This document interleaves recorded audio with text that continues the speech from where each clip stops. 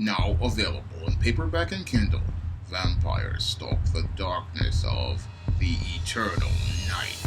Get your copy of Eternal Night in paperback and Kindle on Amazon.com. One of my viewers wanted to know what exactly is it that's stopping the black community from creating an economic system for black people where everything is great. And they go on to say, because of right now, I can't think of a single first world black continent that is as good as America, Japan, or England. And they say that I'm not denying that being a middle class suburban black neighborhoods are here in the US, but often they're rare. And he believes that people as a whole could be doing better, and he's wondering what's stopping us from rebuilding our communities into something like Black Wall Street. Now, the answer to that question is somewhat simple, and that is that black people don't work together. And that is one of the big problems that's keeping us from going out here and building our community into an economic base that's as powerful as nations like the United Kingdom and Japan. Because Black America is that powerful as an economic base with $3.3 trillion in spending power. Unfortunately, we don't focus our spending power on building wealth inside of the black community. No, because many black people don't work together, what happens is that black wealth winds up making many outside of the black community rich at our expense. So the big problem is because we don't work together, this is what prevents us from going out here and building our black communities into a nation within a nation that could be as powerful as Japan or the United Kingdom. Now, one of the main reasons why your black community is not being built into a strong economic base, in addition to not working together, is the fact that we are fragmented as a people. And the main reason why we are fragmented as a people is because many people's minds have been messed up by imbibing all of this white supremacy that is around them.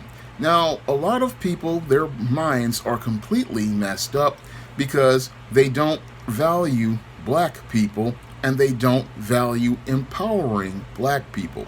No, most black Americans, they look to gain white acceptance, and because they value white acceptance more than black empowerment, this is another reason why we cannot build anything that's lasting in the black community. Because what a lot of your black Americans do is they see something that will gain them social currency with white people, and what they will do is trade everything of value that they own in order to gain those intangible brownie points with that white person and to gain that white person's attention and approval. Because these individuals deify and worship white Americans, what they do is they will sacrifice their tangible wealth in order to gain this intangible of white acceptance. So they will sacrifice their tangible dollars and their ability to get tangible money to gain that intangible of white acceptance. And that's what we call a black bootlick, and that's what black bootlicks go out here and do. Now, your black bootlick, they will sell out the black community as a collective because what they want to do is gain favor and approval from the white supremacist institution. So these bootlicks, because they see themselves as individuals, what they want to do is gain favor with the white supremacist. So they will tear down anybody who is trying to build anything in the black community that empowers black people. So these people they have an I got mine, screw you mentality, and all they are about is getting theirs from the white master. And as long as they've got theirs and they are in the presence of the white master, they don't care about building anything of substance in the black community. So we have a real serious bootleg problem in the black community.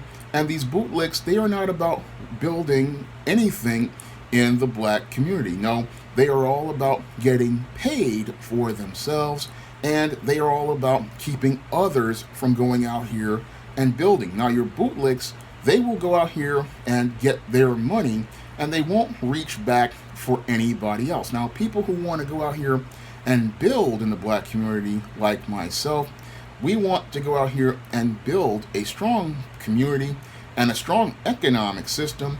But the whole big problem is that you have people who are bootlegs who look like us, but they're not people you can trust. And these people, once they hear about what you want to do, they try to undermine you because they fear that you're going to be a threat to their daily bread. And because they fear that you're going to be a threat to their daily bread, they try to do things to sabotage those who want to go out here and build in the community and create that economic system where black people are hired by other black people and black people work with other black people. The bootlegs don't want to work with black people. No, they want black people to gain acceptance from white people, and they want to be at the top as the age nice, who is the one that gets the most favor from the white supremacists at the top. Now, another big problem with black people not being able to work together is this whole age nice concept.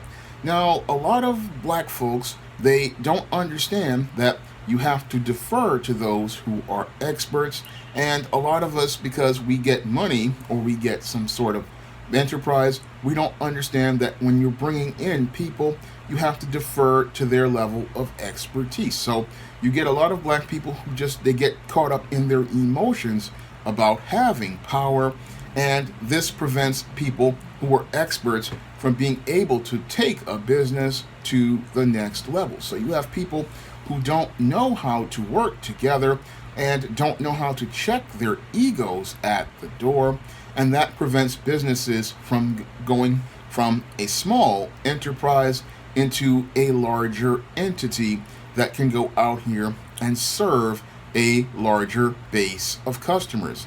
And this is all due to the insecurities and the fears of those individuals having to deal with coming into a new environment and having to work with those that may know a little bit more than they do. And this is another problem with a lot of black folks, is that they don't know how to, again, leave their egos at the door. And because they don't leave their egos at the door, they don't wind up working with those who can help them improve the quality of life in the community, because they start getting in their feelings about how this person they believe disrespected them, how this person is saying something that they don't want to hear, or this person is presenting material that they don't know about, not understanding that if you would sit down and listen to this individual, you might be able to grow and you might be able to move things forward. Now, black people have, again, a big problem with working together, and another issue that keeps black people from working together is the gender war. Now, the gender wars are your black women being adversaries against black men and seeing the black man as an enemy. And it's hard to work when the woman that God has given you as a helpmeet is helping white supremacy. So you, as a man who's trying to build, you need the woman to be your helpmeet and help you be able to go out here and build. But it's hard to do that when your woman is sitting there talking about how she doesn't trust you, how she has all of this fear of your business falling apart, and sowing lots of doubt. So a man is trying to build, and it's hard to do that when the woman in your own house does not believe in you and then does not want to go out here and support you as you're working towards initiatives to go out here and build. Now, other threats to your black Americans are these foreign born blacks in some cases, because some of them, again, are bootlicks just like the black bootlicks out here, and they also live to sabotage foundational black Americans, and some of them feel threatened by a foundational black American who is out here building because they want to again gain the approval of the white supremacist and gain brownie points with them. Now, these are some of the elements as related to not working together that are preventing the black community from building communities that could become a nation within a nation. Another problem that foundational black Americans have is a lot of us don't have the mindset to go out here and focus on building. A lot of us have the mindset of becoming consumers. A lot of black Americans over the last 50 years have grown up in homes where they've been taught how to be consumers, and they don't have that producer mindset. And that producer mindset was partially bred out of them as a result of the rise of the feminist movement, the single parent household, and being put in front of media. And the other part of it was broken out of the black man's mind as related to integration and seeking again that white acceptance. So instead of them thinking to go and build their own, they look to gain white acceptance by working at a white corporation. So they're not thinking about black empowerment, and they're not thinking about going out here and building black owned businesses that go out here and produce the same products as your whites and your Asians and your Hispanics, and going out here and dominating industries like automotive, like the computer market, and like your television and entertainment. They're not thinking about going out here and competing. No, all they're thinking about is just getting a job and going to work somewhere. So you have a lot of black people with the mindset not of I want to be an entrepreneur. No, they were taught how to be employees during the late 60s, 70s, and 80s, because at that time, I grew up in that time, they were taught you just needed to go get your college degree and then go get yourself a job. And I had that mindset for many years, and not being able to get work, I had to break out of that and enter into an entrepreneurial mindset. And an entrepreneurial mindset is another reason why we cannot rebuild our communities, because many of our brothers and sisters, they are just thinking about working for somebody and not thinking about working for yourself. And you have to go into a completely different frame of thinking when you are thinking about working for yourself. When you think about working for yourself, you are thinking about building an enterprise, and you're thinking about going out here and laying the foundation for creating a business that will be able for you to provide for yourself and be able to provide products and services to your brothers and sisters. That's your core customer base. But a lot of people, they don't want to think about that because they want to get a stable source of income from the white companies, and they're not thinking about going out here because they think it's scary. And yes, there are some rough periods when you are working for yourself, but you're laying foundations so that you can go out here and be able to provide for yourself and not be on this quest to seek white approval and white validation. That is one of the benefits of working for yourself. And a lot of us have not come to that point to understand that when you work for yourself, you control your business, you control your enterprise, you control everything. And taking that responsibility is another reason why we haven't rebuilt our communities into an economic system that would create communities that form a nation. A lot of black people are afraid of taking that kind of responsibility because they feel more secure depending on the white supremacist economic system. You have a lot of codependent black Americans out there who feel more secure getting a paycheck from a white corporation or government benefits from a white corporation than they do getting money from black hard work.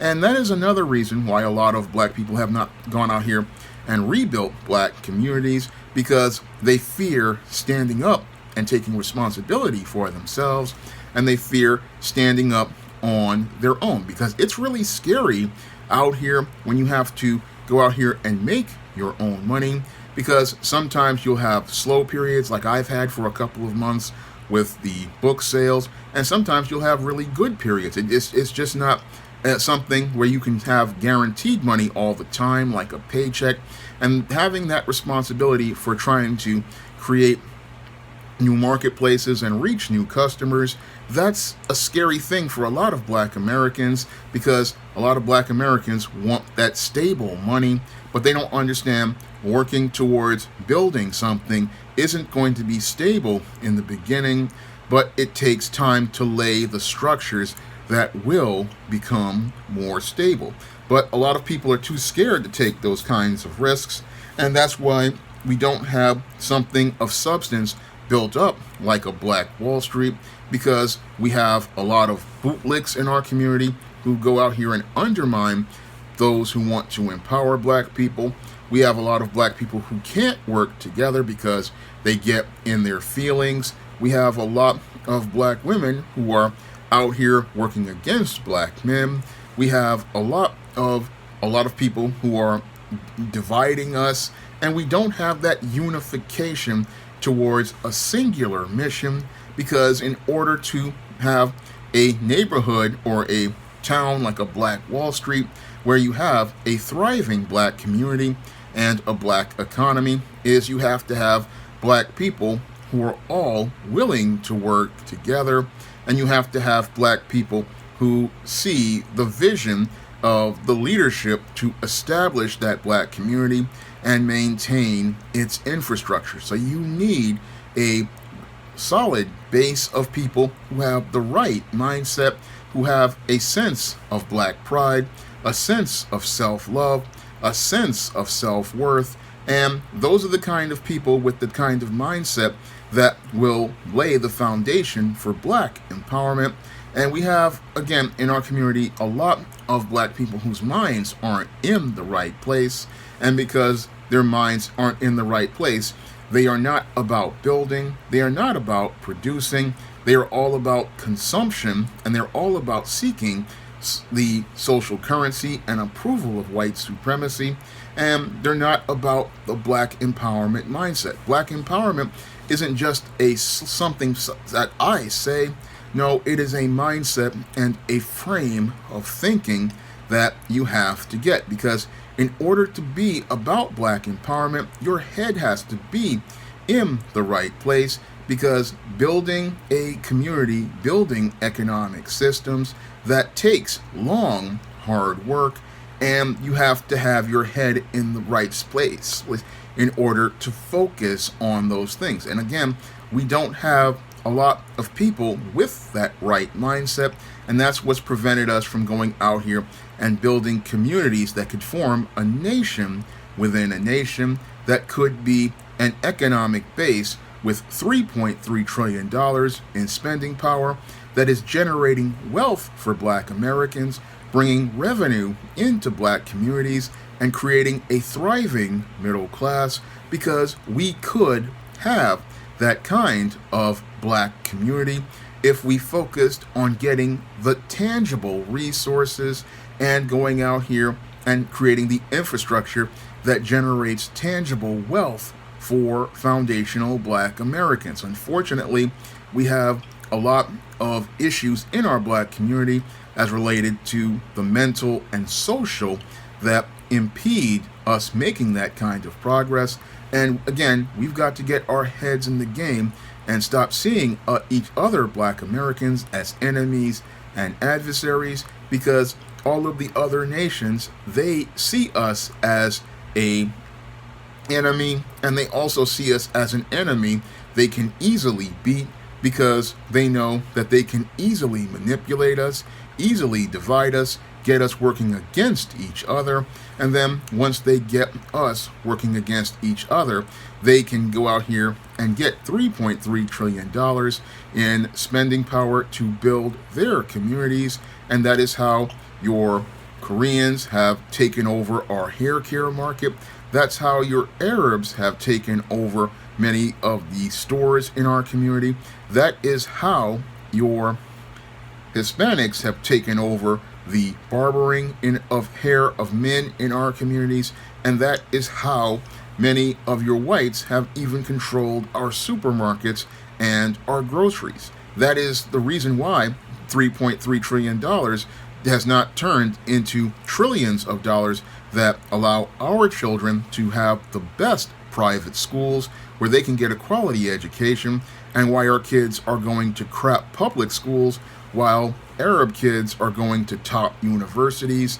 Your Koreans are going to top universities. Your whites and Hispanics are going to top universities and private schools and getting quality educations at our expense, while our kids languish at the bottom in public schools that provide them a subpar education. And that's all due to our mindset and us not seeing the value in ourselves.